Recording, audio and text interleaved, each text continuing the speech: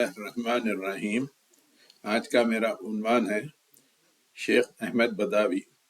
شیخ احمد بداوی کی خبر مصر میں ہے۔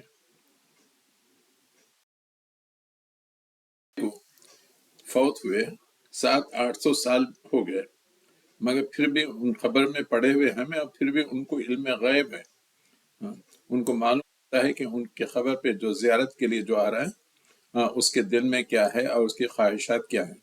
تو ایک صاحب تھے عبد الوہاب، ان کی خبر کی زیارت کو آ رہے تھے، تو عبد الوہاب کی نگاہ ایک عورت پر پڑی، بہت ہی خوبصورت تھی، اور ان کی شہوت بیدار ہوئی اور کنٹرول نہیں کر سک رہے تھے۔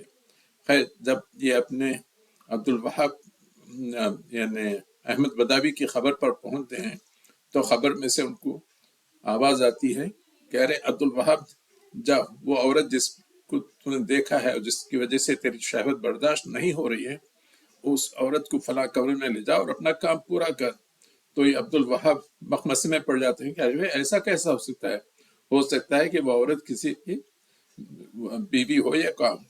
تو اتنے میں جو نا اندر سے یعنی احمد بداوی اس کو بتاتے ہیں کہ تو اس میں کوئی شک مت کر، وہ میں نے تو کو دے دی ہے، چونکہ اس عورت کو وہ کسی کی کنیز تھی اور اس کے مالک نے مجھے ہبا کر دیا ہے وہ عورت، اور وہ عورت میں نے تیرے کو دے دی ہے، لے جا اپنا کام کر، یہ سب چیزیں میں مت پڑھ۔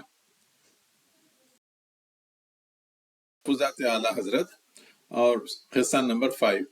ویسے اس قسم کے کئی قصے شیخ عبدالعزیز دباغ ایک خرافاتی صوفی تھا جس کا انتقال 1707 میں ہوا۔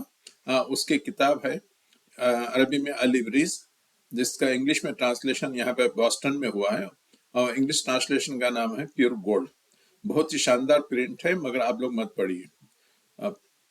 یعنی یہ جو کرسچنس ہیں یا برٹش وہ لوگ ہیں، ان کو اسی قسم کے کتابوں سے دلچسپی ہوتی ہے۔ بہت ہی فحش قصے ہیں۔ انگلش میں ہے کتاب اور بہت ہی اچھی پرنٹ ہے، مگر آپ لوگ مت پڑھیے۔ لا حول ولا قوۃ الا باللہ۔